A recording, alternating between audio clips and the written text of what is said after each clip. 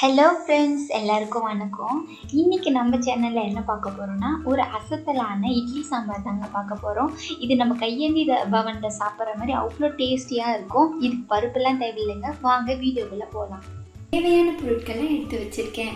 3 தக்காளி, 3 வெங்காயம், 2 பச்சை மிளகாய். உங்கள் வீட்டில் எவ்வளோ பேர் இருக்காங்களோ அதுக்கேற்ற மாதிரி நீங்களும் எடுத்து வச்சுக்கோங்க.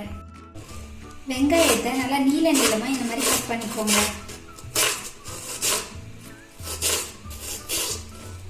அடுத்து தக்காளியை நறுக்கிக்கோங்க. உங்களுக்கு எந்த சைஸில் வேணுமோ அந்த சைஸில் நறுக்கிக்கோங்க. ஏன்னா நம்ம அரைக்க தான் போடுறோம், எதுவும் பிரச்சனை இல்லை. இப்போ நம்ம கட் பண்ணி வச்சிருக்கிற தக்காளி, வெங்காயம், நான் இங்கே 2 பச்சை மிளகாய் கட் பண்ணி வச்சுருக்கேன், அதையும் இது கூட சேர்த்துக்கிறேன். இது கூட தேவையான அளவு மஞ்சள் தூள், சால்ட்டும் ஆட் பண்ணிக்கிறேன்.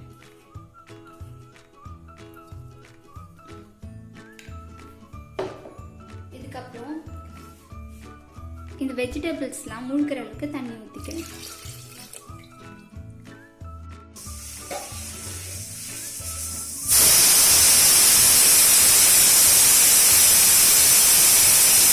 குக்கரில் அது வேகிறதுக்குள்ளே இட்லி ஊற்றி வச்சுருக்கேன். இப்போ பாருங்கள், நம்ம வேக வச்ச காய்கறியெல்லாம் வெந்துருச்சு. இப்போ தண்ணியை எடுத்து வச்சுக்கலாம். இந்த வெஜிடபிள்ஸ் மட்டும் அரைச்சி எடுத்துக்கலாம். அந்த தண்ணியை வந்து நம்ம சமைக்கும் போது யூஸ் பண்ணிக்கலாம், டேஸ்டியாக இருக்கும். இப்போ கடாயை வச்சு அதில் கொஞ்சம் எண்ணெய் ஊற்றிக்கோங்க. எண்ணெய் நல்லா சூடானோன்னு கடுகு நல்லா பொரிஞ்சு வரைக்குங்க. அதுக்கப்புறம் தான் நம்ம சீரகம் போட போகிறோம்.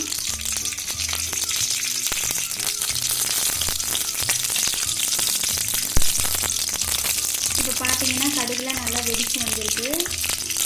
இப்போ நம்ம இந்த ஸ்டேஜில் சீரகம் ஆட் பண்ணிக்கலாம். 1 ஸ்பூனோட கொஞ்சம் கம்மியாக இருந்தால் போதுங்க.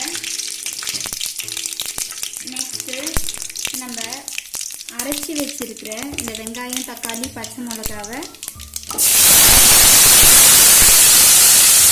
வானலில் சேர்த்துக்கோங்க.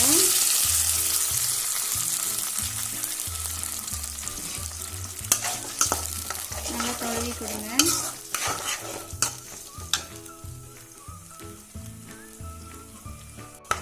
இந்த ஸ்டேஜில் உங்களுக்கு காரம், உப்பு எப்படி இருக்குன்னு பார்த்துட்டு வேணும்னா கொஞ்சம் சால்ட் ஆட் பண்ணிக்கோங்க.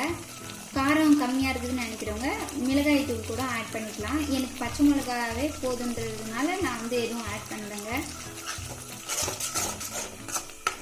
இப்போ நம்ம இறுத்து வச்சுருக்கோம் இல்லையா, அந்த தண்ணியை வந்து இது கூட வந்து சேர்த்துக்கோங்க. இப்போ நல்லா கொதி வரட்டுங்க. கொதிச்சு வரும்போதே நல்ல மணமாக இருக்குங்க. இப்போ நல்லா கொதிச்சு வந்துடுச்சுங்க. பாருங்கள், சாம்பார் கன்சிஸ்டன்ஸில் எப்படி இருக்குது. கையேந்தி பவனில் போய் சாப்பிட்டா எப்படி இருக்குமோ அதே போல் நீங்கள் வீட்டிலே செஞ்சு சாப்பிட்லாங்க. ஸ்டவ் ஆஃப் பண்ணிக்கலாம்.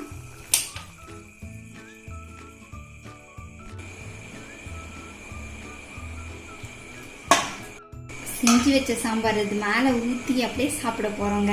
பார்க்குறதுக்கே ரொம்ப சூப்பராக இருக்குது இல்லைங்க. நீங்களும் உங்கள் வீட்டில் வந்து ட்ரை பண்ணுங்கள். மறக்காமல் சப்ஸ்கிரைப் பண்ணுங்கள், லைக் பண்ணுங்கள், ஷேர் பண்ணுங்கள்.